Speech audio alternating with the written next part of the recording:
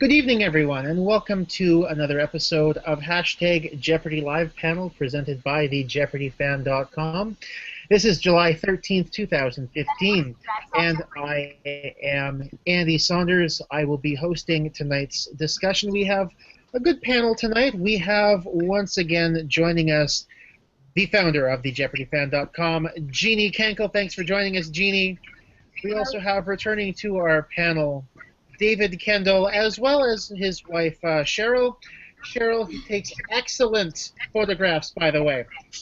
There's the picture of our Canada Day party in Kansas City, in which, not going to lie, it's probably one of the best pictures that has ever been taken of me. And finally, we have two more on our panel tonight. We have Amanda Mough, of the June 29th episode. And we also have Rob Seidenwurm from last Friday. Now, our first question of the evening. Sorry, I'm just trying to figure out some technical things. Don't worry, I'm mic check 1, 2.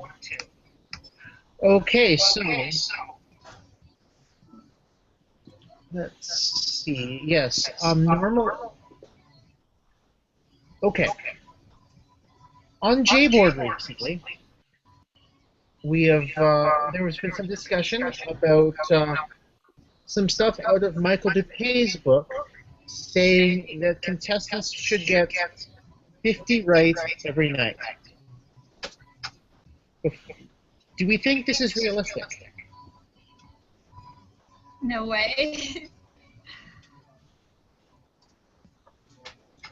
Well, I have that book at home, and I'd like to read that to see exactly where he comes up with that statistic and why he comes up with that. It might be because it was written a long time ago, relatively long time ago, and the questions might have been easier back then.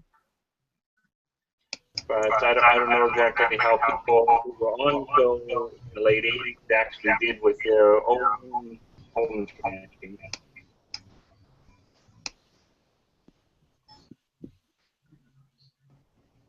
Okay. Yeah. So I would say that I know I'm happy when I get 40. Amanda and Rob, how are you doing at home in terms of number of questions you're getting? You mean like watching at home? Yes, watching at home. I don't really keep track, but it depends on the categories. Like if it's something that I'm really strong at, then I'll yelling the answers out. But I mean, at home, I think I'm more willing to guess, as opposed to like when I was on the show, I was much more hesitant. So I definitely give more answers at home, but I don't think they're necessarily right. Yeah, I mean, I'm probably, I guess I would be about 80%. But I think it's probably right. Amanda's saying it's probably right. If you're just saying things, I'll buzz in on virtually everyone.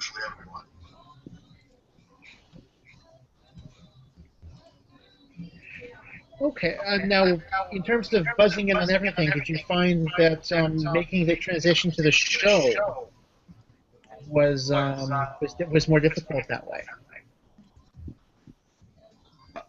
Well, I didn't. I mean, you know, they do the thing.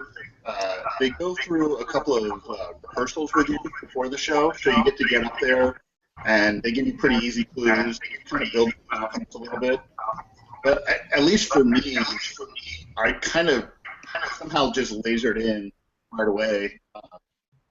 But I don't know. It felt like I should buzz in on for sure.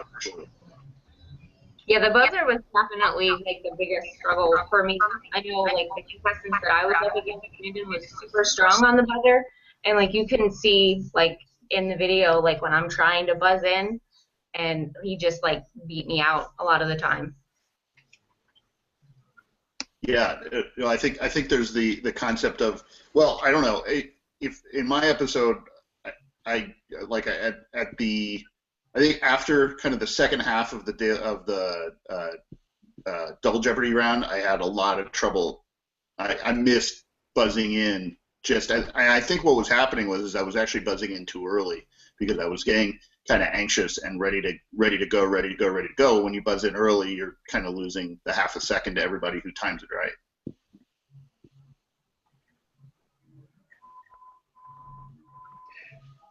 That makes sense. I'm wondering now.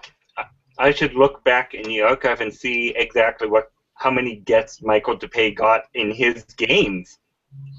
How close to 50 it was.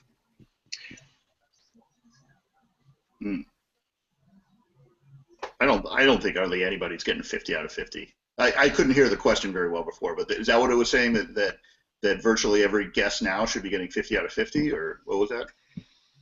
Basically, what Mike DuPay's book from 1996 said, that potential contestants should be able to get 50 questions out of the 61 right every single night they watch the show. And my question is, do you think this is realistic? And also, by the way, for those of you tuning in on at the website, if you happen to have a comment on this, you can always send that to us using the hashtag Jeopardy Live Panel. So if you want to comment on that, that would be awesome, and I will generally read those out. So just to back up, I think 50. If you're getting 50 out of 61, I mean, obviously it depends which ones you get, but if you're getting 50 out of 61, you're probably winning or being very close to winning if you have any use of the buzzer. That would be my opinion. 50 out of 61 was a pretty good night for me, I think, in general. Mm-hmm. I don't know what you think, Amanda. Yeah, I definitely don't keep track, like counting as far as like how many, but I think, yeah, if you can get 50 questions and you're strong on the buzzer, then you're basically going to be Ken Jennings. So. I've just been looking at some of his games. Looks like the most he's ever gotten in a game of the ones I've checked so far, anyways, is 29. If that helps. Who got 29?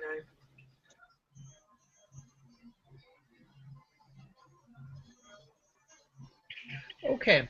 To answer the question from David's wife, yes, I think Mike DuPay had his best game as a 29. At this point,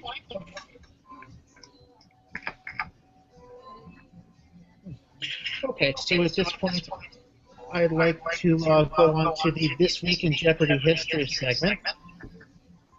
And say that back in 1996, this was the week of the Summer Games Olympic Tournament, won by Ulf Jensen of Sweden. I believe he is the only non-North American to win a tournament. Unless you count Vijay Balse, obviously, originally from India, but he is in New Jersey. But, I think there's been a couple of other people outside North America. I think there was one from Jamaica on definitely years ago, I think it was. Originally from, of course,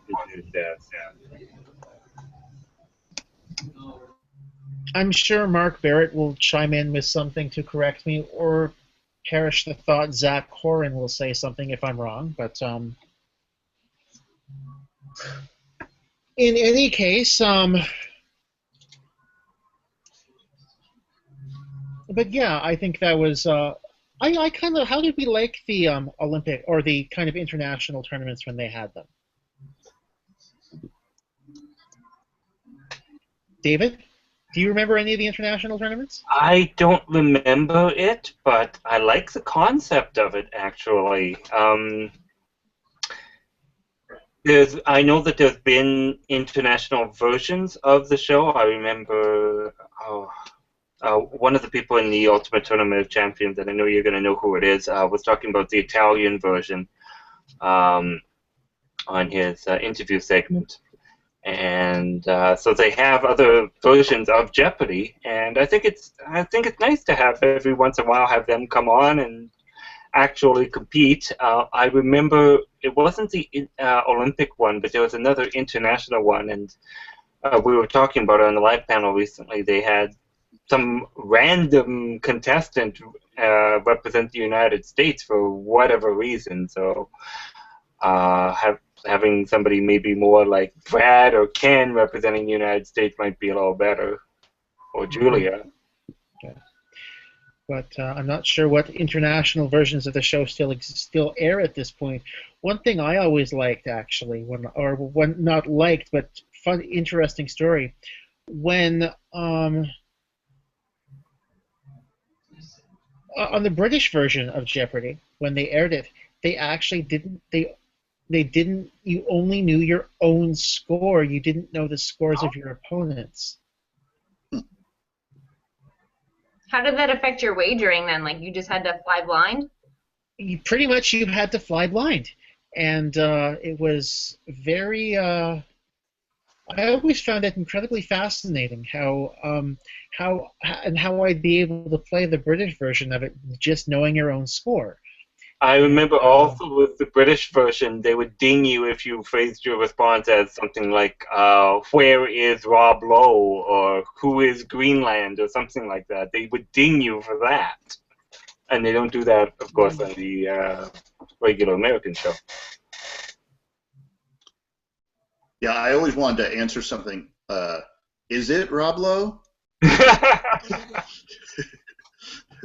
I think Maggie said that actually happened once. I don't remember who she said did it, but they accepted it because that was their only stipulation, was that you answer in the form of a question, and they were like, well, that's a question, so. I believe if it's probably in the archives somewhere, and I'll look it up. I believe the question was it was a late daily double, and the person, it was like a visual question, and they answered, is that an astrolabe? Yeah, that's a question. Yes. And they gave her credit. Yes. Oh, yeah, they gave her. Oh, yes, I see it right now. It was May 28th, 2003. So if you could go back into J-Archive. Yep, Sophia of the Clue Crew stands in front of the ship Santa Maria in Columbus, Ohio. Columbus used this instrument superseded by the sextant to measure the positions of stars. The contestant is that an astrolabe? And Alex was like, now you noticed you phrased it in the form of a question. Is that an astrolabe? Otherwise, you're in deep trouble. Unfortunately, she ended up not winning the game, but I'm pretty sure that's what they probably used as kind of precedent, the astrolabe rule. Well, that's interesting. Yeah. No, I was just going to say it. I don't know. This may be off topic, but with those kind of things, it was interesting how many times, not in my game, but in the other games that I was watching, where they actually had to go back and kind of get the judges and the whole process when the judges get involved, and then they have to redub Alex's voice into everything like that was kind of fascinating. I don't know, did you have any of that, Amanda? Were they? Yeah, there was a couple. One of the categories was like a double X, and there was one clue that like the other two contestants buzzed in, and they had the correct answer, but they weren't pronouncing it correctly, so they were kind of like, well, you both buzzed in and you were both kind of right but kind of not right, so they just completely scrapped the question, and like they said, whenever this airs, this clue never happened, so they just like added a new one in. So that's something that you don't really think about, whenever you're watching the show, like all the, the dub-overs and the, the thrown out questions and stuff. They're very good at the editing. Yeah, they are. You would never know unless you're, behind the scenes, seeing that firsthand. There was kind of I don't know if it was kind of a crazy thing that happened one or two episodes before mine, where it was in the Double Jeopardy round, and someone put they answered, and they didn't answer in form of a question, and Alex just said correct, and then pick again, and they picked again, and it was a daily double. So it was, now what do we do? It took like 20 minutes for them to figure out how they were going to re-edit this, and how because they couldn't penalize her because, I don't know, it was a mess. It was Yeah. Yeah, because usually they're pretty strict about that once you get to double Jeopardy. Like, they'll let it slide in single Jeopardy, but like once you get to double, they're like, you should know better. Yeah, but they do. But Alex immediately said correct, so they didn't have it. You know, sometimes people say, you know, Rob Lowe, and then they go, oh, who is Rob Lowe? But they didn't give her the chance, so they decided. Oh, okay. So I don't know why Rob Lowe, but Yeah. I used him as a random example about 5 minutes ago, and it seems to have stuck. Okay, so speaking of daily doubles, I think my next question needs to go towards Rob and his game. Moving on to some stuff from this past week. Obviously, Rob, you had your you were doing well, and then Friday your daily double came along in the time for your formula category, and if you go to the J archive and see the game dynamics graph at the bottom, you see the dot marking the daily double, the line go down, and then flat line. So obviously it was a turning point. oh, yeah. Now, one thing I was wondering, I noticed there was a lot of daily double hunting going on. And you obviously hit that one before you saw what that formula category was about. Do you wish you'd seen another question in that category before hitting the daily double? And do you think that knowing what the category was about, do you think that would have been helpful? Well, it clearly, it really did hurt that I didn't know that it was the first one in that category. And I was jumping around trying to find it. It was part of my strategy to, I really wanted to get that last daily double, especially with a lead. But as I was going around, and it was funny because when, you know, that was on the far left, so when they introduced the categories, I remember seeing formulas, and I know my atomic elements and all that kind of stuff, so I figured that was going to be a pretty good category. But we hadn't gone to it yet, so, and when I hit the daily double, I guess I was a little surprised that I got it on the 400 one. But when I saw it on the 400 one, that was when I was like, well, the percent, I think the percentage chance of getting it is pretty high on the 4 and the 600 ones that I've seen. But I was not prepared for what I saw. You probably saw it in my eyes. It was a blank stare of you know, I saw WC and all I could think of was water closet, and then WD-40, and it was oh boy, what did I get myself into? But and yeah, and it definitely affected it because, you know, I just didn't know what I was looking at, really. Mm-hmm. I would say, Yeah. I would say that probably 50-50. If that had been, you know, the third question in that category, I think it would be 50-50 that I would have I probably would have been able to pull out that W was tungsten. So, like I said, you could probably crack my internet passwords now with bleep tungsten as, you know, my new password on virtually everywhere. Yeah. Damn you! Again, knowing that it had happened, would you have changed your knowing that could have happened to you? Would you change your strategy? Oh yeah. No, if it was the first one in the category and I hit it, unless it was something that a category that I was 100% great at, I wouldn't have done it. You know what's funny though? As I think back on it, I think I wagered looking at the scores. I didn't wager. I really didn't think about the category. It was a goof on my part of, I didn't think about, okay, what category am I in? Am I good at that? It was more looking at the board and saying I want to solidify my lead.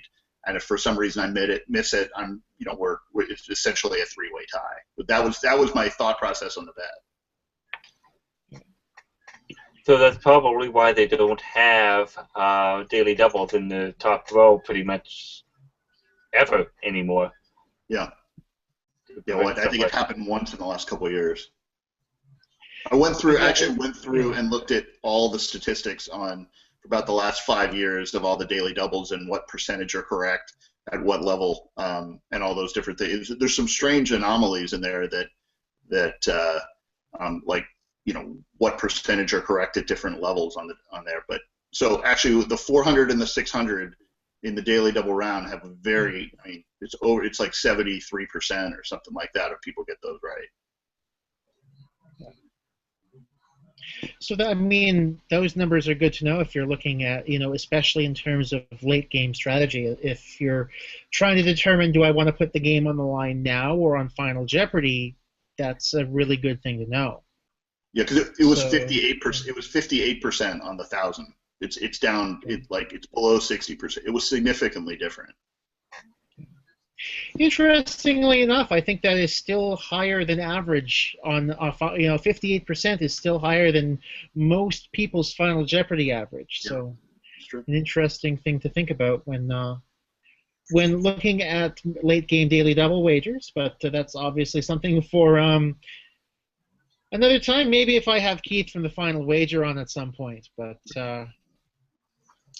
so my next question for both Amanda and Rob, I guess. Did you guys get along really well in particular, or like with anyone in particular in the green room? Well, I was the first contestant out on the floor, so I didn't really have a chance to really bond with a lot of people, like the people that were later in the day. But everybody that I talked to was so nice, and I was really impressed with how, everybody was kind of rooting for each other. There was no like cutthroat, like, I want to win this show. Like, everybody was really super nice to each other and super friendly. So I was really impressed with that. Did you get a chance to get together with them afterwards and exchange emails and all that? Like, yeah, we tried, and because like a lot of us were from the East Coast, and with like the jet lag and the time difference, like we had said, like, hey, let's get together, let's go down, because we, you all stay at the same hotel. We're like, oh, let's, go have a drink after dinner, and I fell asleep at 7 o'clock, and like was out for the whole night. So I woke up the next morning to this massive group text, like, oh, sorry, I fell asleep and I missed it, and so did I. So everybody kind of just like was so jet lagged that we all passed out and didn't really get a chance to hang out with anybody. So that was sad. Yeah, I had a little bit of a different experience because, well, I was an alternate. I don't know if you know that. So there's two people who are there who are alternates. Yeah. And essentially, unless something happens, right, only one of us gets picked. So I live in San Diego, so it was a couple hours drive for me to get up there. So, but I was there the night before. But they actually filmed 6 episodes my day, and the only time the alternate can get on is on the last episode. Obviously, unless someone gets sick or is disqualified or something like that.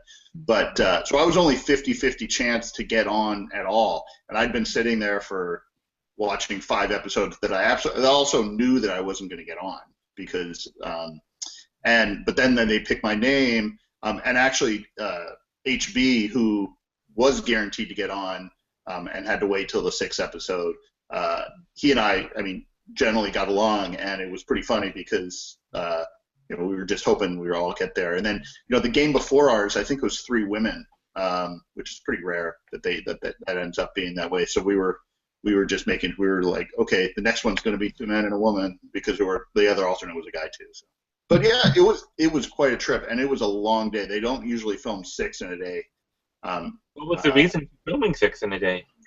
Because the day before, I think when Amanda was there, they did only 4 for the because they were doing the Celebrity Jeopardy where Aaron Rodgers and Mr. Wonderful was there. So I don't know if you got to see them, Amanda, or not. I did not, because they were filming after lunch, and since I was the first one, like I only stayed for the episode after mine, and we kind of wanted to get out and see the city some, so we decided not to stay for that. So, but I watched it on TV. It was pretty cool. I will tell you also, there's one other guy I kind of got along with, and I think he lost on maybe the 4th or the 2 days before me, and I went out with my sister and her husband afterward in kind of my shell shock at a bar in Culver City, and sure enough, I look over there and he's kind of sitting there by himself having a drink. So we were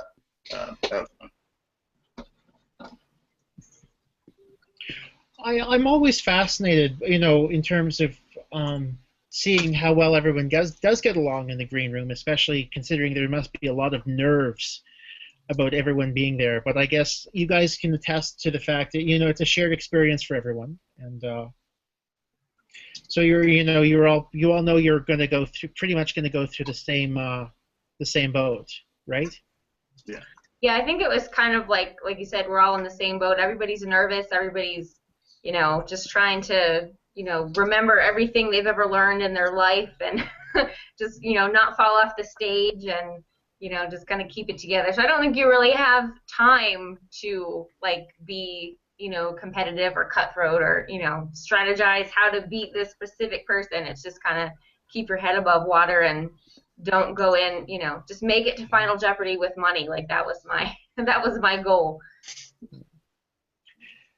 Now, a couple of things I just wanted to actually ask you about your specific game, Amanda. I know it was brought up on our panel last week. I can't remember who brought it up, but it was mentioned by someone on our panel last week that they say that, when there's less than a minute to go to the bottom of the board. Do you wish you'd gone to the bottom of that last category instead of the top? I think if I had it to do over again, I would have been more aggressive. Not just with going to the bottom. I don't even know that it registered at the time that there was so little time left. I was just trying to just run through. And in hindsight, I probably would have gone to the bottom and worked back up. And I probably would have been more aggressive with buzzing in on ones that I wasn't 100%, certain of. That's fair, and obviously that shows people who are tuning in and haven't been on the show that in the heat of the moment, a lot of the the best laid plans can go away because it just doesn't register and. Yeah, it's a totally different ball game. Sitting on your couch and watching and being oh, I guess it's this. You're in your pajamas, you're relaxed. You're on that stage, and it's, I have to. Do I know the answer? Can I buzz in faster than this guy? It's everything is coming at you at once, and it's just really overload. I actually, I think sitting at home and watching, my preparation might have been a little flawed because I was watching it, most of the time I was watching it with my 12-year-old and 9-year-old boys. Not that it makes you feel oh, I'm going to beat everyone really badly by going against your 12-year-old and your 9-year-old, who are pretty smart, but, are maybe don't quite have the worldly knowledge quite yet. I think it would be interesting to get a couple of TOC winners to watch a game 3 of them and go up against a couple of them to see how watching Jeopardy with them trying to beat them would go. But yeah.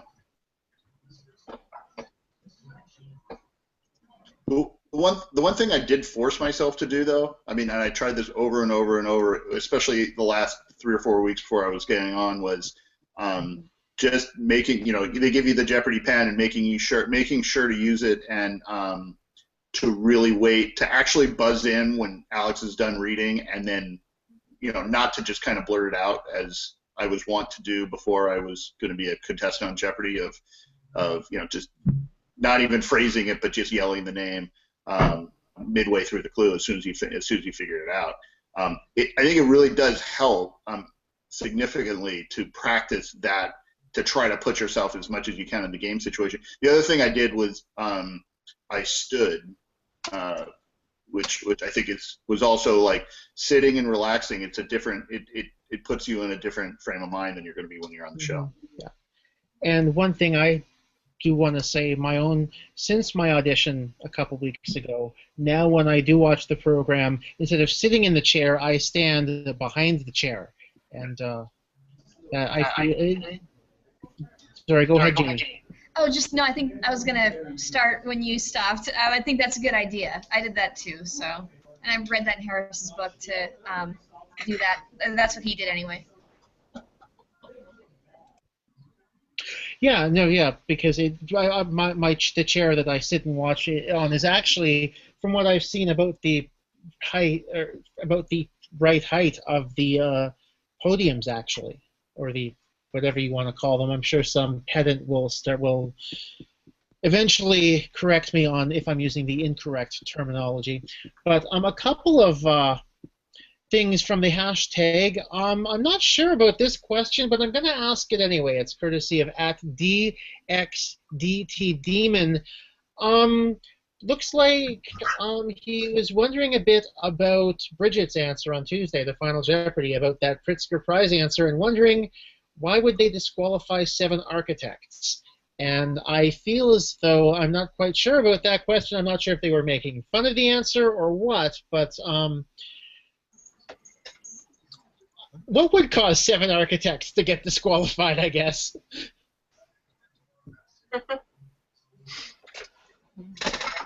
It was probably just a matter of putting in a guess of any kind, you know, since she didn't know. I mean, that's what people are always encouraged to do, so you can't fault her for that.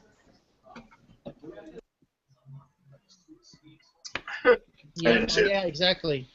There's nothing wrong with. There's nothing more wrong than a completely blank answer line. So at least something is better than nothing for sure. Also, a more lighthearted question, courtesy of Enos Williams at LWEW. And David, you might have an answer for this one too. What am I supposed to do with all these Canadian pennies I have since you guys don't use them anymore? Roll them up. I don't know. Where do you get all those Canadian pennies? What do I you do? presume they somehow ended up in circulation down where he is. I'm just annoyed because I have all these American pennies that I have no use for my trip to Kansas City. It's like Same with us. We were just paying for something this weekend, and the total came to something and 2 cents. And my wife put up 2 pennies, and I realized, wait a minute, I haven't seen us with pennies for all those are left over from Kansas City. I was shocked. I was paying for something, and she said, "Oh, I don't take American money." I was like, "What do you mean? You don't take American?" But yeah, one thing you guys need to do down in the United States is get rid of the penny because, we got rid of it up here a few years ago, and really, you don't miss it. Trust me on that one. There's a great CGP Grey video about that. Search for it on YouTube. CGP Grey and pennies. There's a great video that he made about why the U.S. should get rid of the penny. I love CGP Grey. We should have some kind of exchange program, like everybody that has Canadian pennies floating around down here and all the American pennies up there will just like switch off. Yes, because then we can take ours to the bank, and the bank will properly dispose of them. And but yes, I have like 100 pennies from my various trips to the U.S., which it's like I don't like spending coins as it is, so it's frustrating. I've heard it costs more than a penny to make a penny. So Yeah, that's one of the things that CGP Grey points out in that video. I don't know if they're still made of copper though. Zinc and something else. Aluminum? just not tungsten. I'm not sure, but yeah. Sorry, let me just get it in front of the camera. Here's the new American pennies. I know. I love the new ones. They're so shiny. I know. You seem to have introduced a lot of them this year into your currency, judging by the number of them. Wait a sec. Of course you do.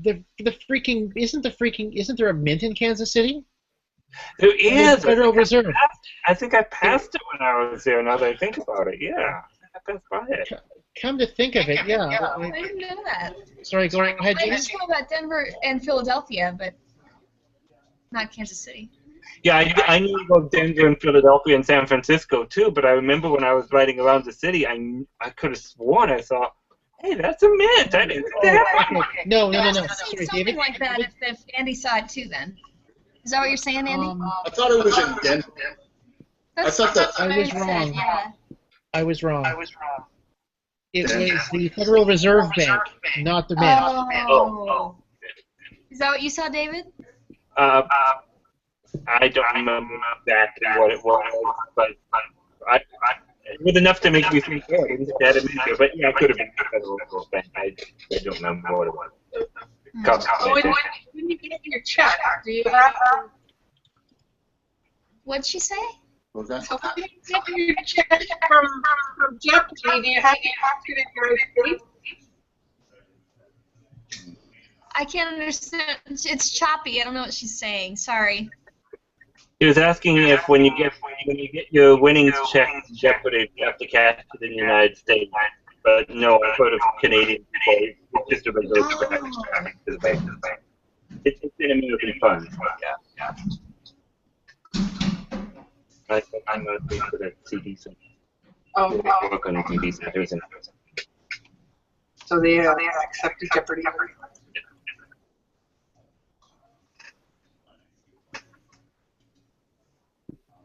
Okay.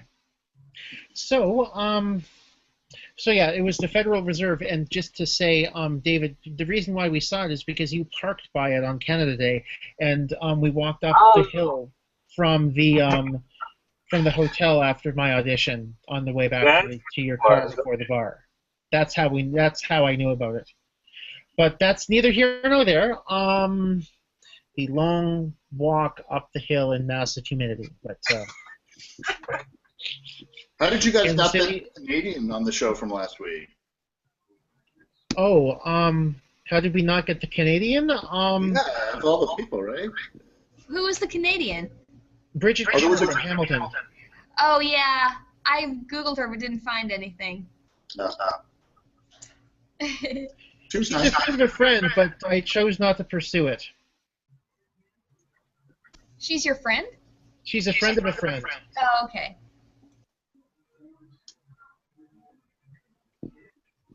But I chose. I figured it was too difficult, and I didn't know I haven't spoken to that specific friend in a while, so.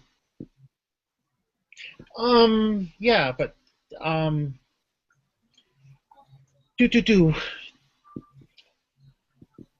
think I guess I'm at the point where does anyone on the panel have any questions for anyone else on the panel? Because the hashtag is I've asked everything on the hashtag. I had a question for you, actually, Andy. No, go ahead. I was going to ask Andy what his thoughts on the Thursday Final Jeopardy was, since it has to deal with, well, didn't really deal with Scrabble, but it had a Scrabble element to it, and I know that Scrabble is one of your passions. I know, speaking for myself, before you answer, I was still stuck on the Scrabble mention in there, and I was thinking of Xenon, but oh, wait a minute, that's not the longest noble gas. But I guess those of us who aren't as into Scrabble as you might have forgotten that K is a pretty high-ranking letter as well. So what was your thoughts on Thursday's final? My thoughts on Thursday's final, I was...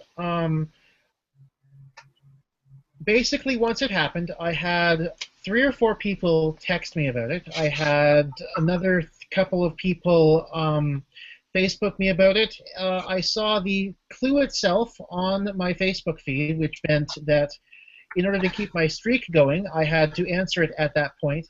It took me about 5 seconds because, of course, I thought Xenon, and then I thought, no, it's not Xenon. It's Krypton because Krypton's the longest noble gas, and then, Krypton.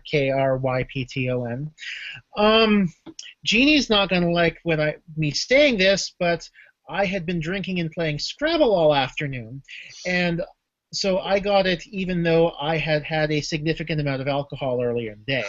So that's about how I felt about that final. I don't mind you saying you're drinking. That doesn't bother me. Well, you just don't like it when I drink on the panel. That's what you don't like. Okay, but no.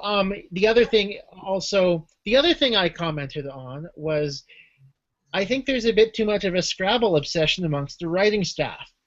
I think that there is obviously someone who seems to like the game or seems to mind the game too much for questions. Because I feel as though, and I'll say it, that had I asked that question at one of my pub quizzes, I would have been laughed out of the bar. I almost guarantee it. So take that as you will. I got the question, but I think I've reached a point where I think a lot of those, face value of Scrabble things questions or Scrabble words questions feel a little bit kitschy, and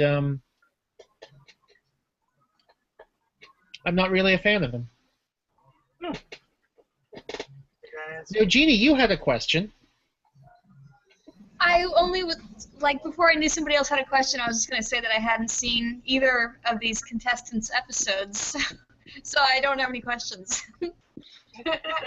Sorry. I watch it when I can. I'll bring up one thing, and that there was a category in the Double Jeopardy that in my round that was 2 or 12-letter words. Oh, that was a fun one. That kind of blew my mind because it's really oftentimes when I ever get the 10-letter words or 16-letter words, you kind of get your head. But 2 or 12, especially at that point, I think I was kind of on tilt a little bit. 2 or 12 pretty much blew my head up. I like that category I tend to do good in the wordplay ones, and I just like that category for whatever reason. I thought as soon as I thought, 2 or 12-letter words, bravo writers, bravo. That was my thought when I saw it. Andy's shaking his head. Yeah, but the 2000 one was the only easy one. It was the echolocation. Yeah. And I couldn't get in Once time. I saw where they were going with it, I thought, okay, that's another one of those categories.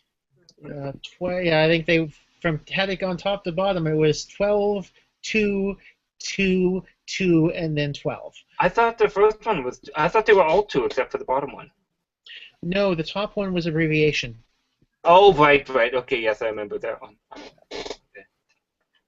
We had a category, and it was let's visit Sao Tome and Principe, and we all completely avoided it because I don't think any of us knew where those places were. I still couldn't pick it off a map. I mentioned this on last week's panel, but I love that category too because I'm a huge geography nerd, and I'm like, yes, Sao Tome and Principe. Nobody talked about that country. Yeah, I still have no idea where it is. Off the coast of Africa. That's what I gathered.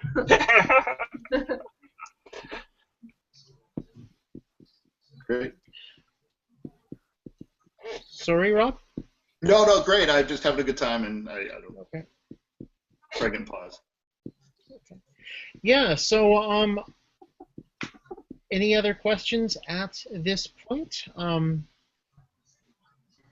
want to say what a pleasure it is to have Cheryl here for the first time. I hope you do it again.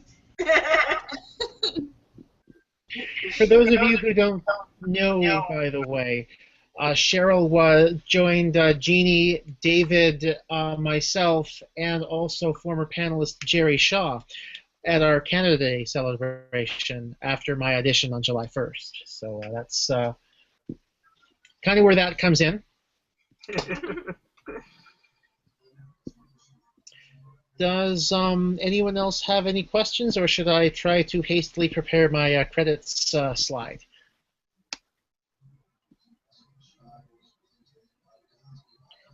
Okay, so clearly I get to try to talk and while I hastily prepare a credits slide. Okay.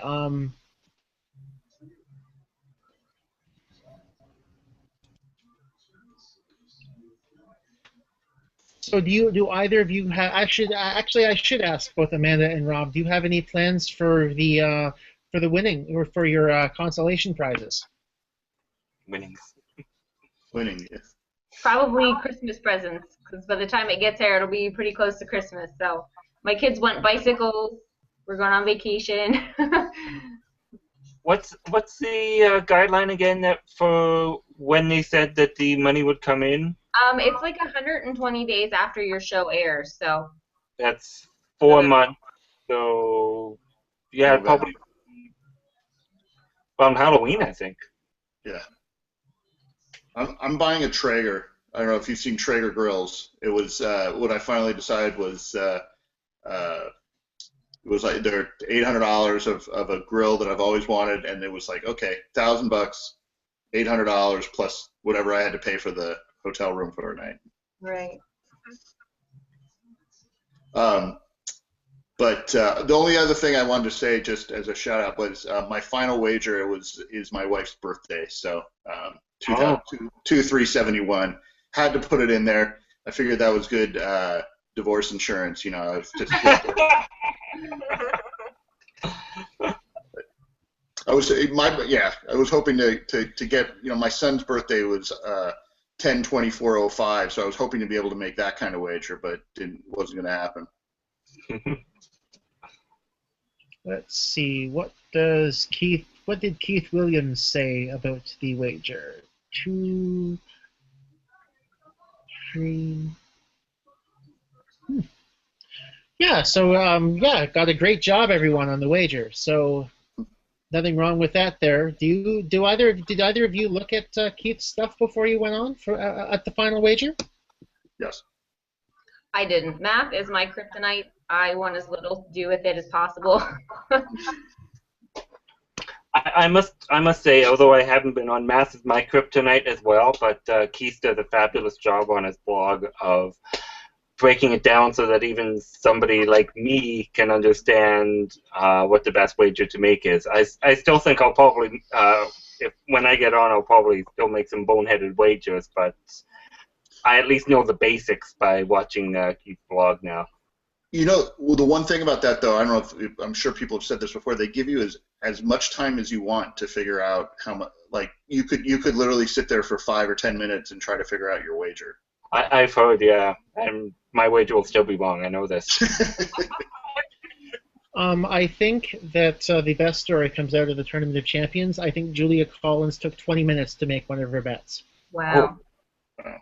Was that when she was sick? I remember she was sick on. She was sick, but it was also a really, really interesting situation. And, you know, Keith would have taken just as long as Julia did to make a bet. I know when I was in Kansas City, I met one of the boardies who fancies himself a wagering policeman, and I said, you know, when I get on, I'm just giving you a whole bunch of citation sheets just to hand out to me. But, yeah, so at this point, I should once again, last call for questions. If you want to type something up into hashtag Jeopardy Live Panel really, really, really quickly, it'll probably make its way, you know, very like Ben Wiles' comment about Kansas City barbecue recently, but apparently it didn't agree with him as well as he would have liked. But which restaurant did he go to? I'm not sure. He was on last week's panel. I don't know if we ever asked him what restaurant he went to. We'll have to tweet him, David. Yeah, we'll have to tweet him. I'll tweet him, Jeanie. Okay, good. I'll look for it if you don't mention me.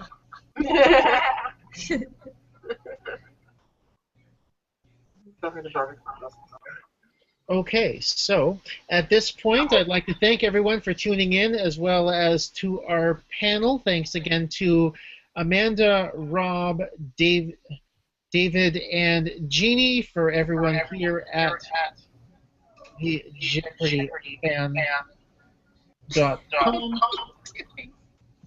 What am I doing? I'm hearing an echo in my ear.